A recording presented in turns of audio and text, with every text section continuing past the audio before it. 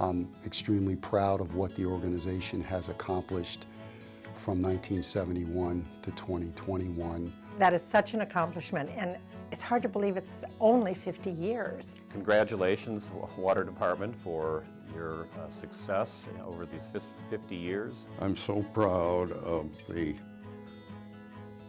Water Department staff of the city of Scottsdale. We are an oasis, and Scottsdale has a very reputable and world-class water system thanks to you. They've just really served our community well and made us world-renowned. A great big thank you to so many employees, so many folks in Scottsdale for the great job they did to get us here today. Scottsdale Water was started with the acquisition of a few very small water companies. I always tell people it's worth more than gold, it's worth more than oil.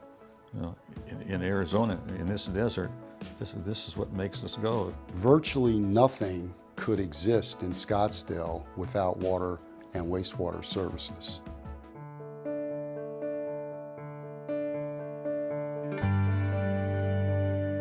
I think we were setting the pace for how you would reuse your wastewater, and that's kind of been what other cities are starting to adopt now too. Scottsdale folks have always been in the forefront on trying to solve big problems and coming up with big ideas and working with everyone to achieve it. A leader in innovation and internationally recognized both for its stewardship of our water resources and re-injection of water to preserve our aquifers, which are so vital to our entire survival as a city. Because Scottsdale Water's innovative. We're on the cutting edge. We're willing to take chances. You know, when we see something that needs to be done in the industry, we need to try something, we're the ones that are willing to go after it. Scottsdale has been so successful because they were ahead of the ball. It really, really is known. Scottsdale Water Resources, the Scottsdale Water Department is known as a leader in the industry, not just here in the country, but around the world.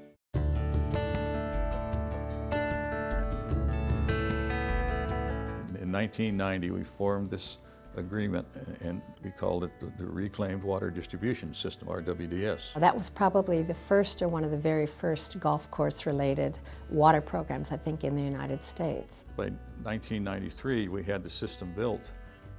Had the pipeline going 13.5 miles up Pima Road all the way up to Desert Mountain, and we had 11 golf courses signed up. People will sometimes see all those golf courses you're using way too much water. You know, well, they're actually part of the answer here, that we're recycling the water.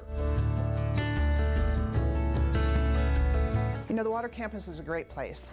We do a lot of things here, from treatment facilities to the laboratory to regulatory compliance. We bring it all together. The concept of the Water Campus was to use the maximum amount of the resource that we possibly could, including what people called wastewater. I was very proud to cut the ribbon on this facility that really allowed all of this wastewater to come here. It's a technological advancement I think Scottsdale should be really proud of. This facility is taking raw sewage and converting it to bottled water quality water within less than 24 hours. The technology to do that is really advanced.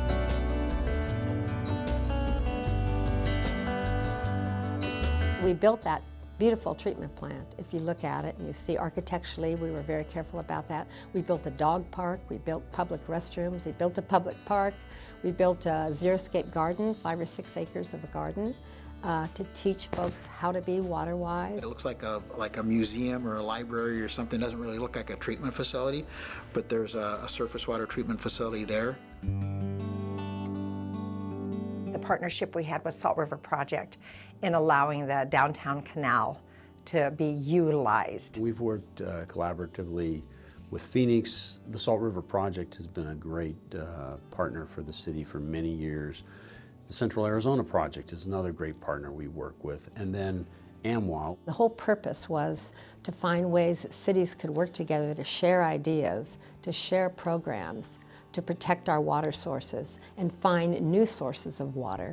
If the CEP hadn't been built, you know, our population would probably be less than half what it is today. Getting people to come into a cooperative and consensus on some of these actions, particularly since somebody may be more adversely affected than someone else. And that's been a real balancing act. Our focus on conservation and preserving the groundwater in the city goes back prior to most of the other cities in the state, to be honest. Back into the 80s, we started with some of our conservation programs. In the 90s, it really sped up. And in the 2000s, I think we got even more, advanced and sophisticated in how we presented programs. Let's conserve water, let's grow native plants, let's be kind to the environment. That is embedded in policy in Scottsdale. We all should be very proud of that. It's not an accident that Scottsdale looks like it does. Like we have done in the past, we need to continue to attract the brightest and the best staff. That is the key to the future of Scottsdale Water. The people are what make the success happen.